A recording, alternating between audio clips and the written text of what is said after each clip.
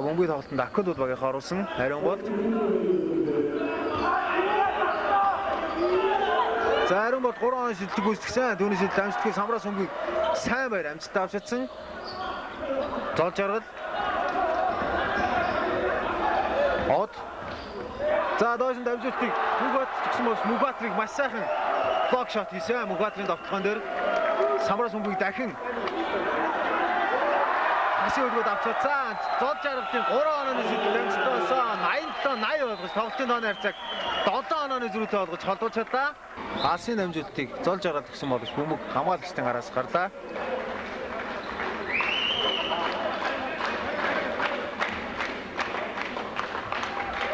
За энэхүү тоглолтын цаг өндөрж байна. Энэхүү энэ удаагийн тоглолтыг 91-82 харьцаатайгаар Хасын өргөд багийнхаа 9 онооны даваатайгаар ээлжид хожлоо байгууллаа.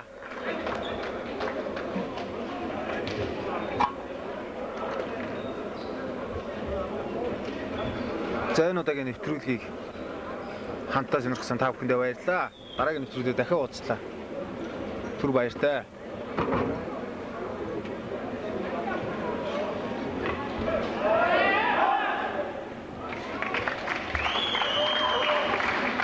Энэ хүчээр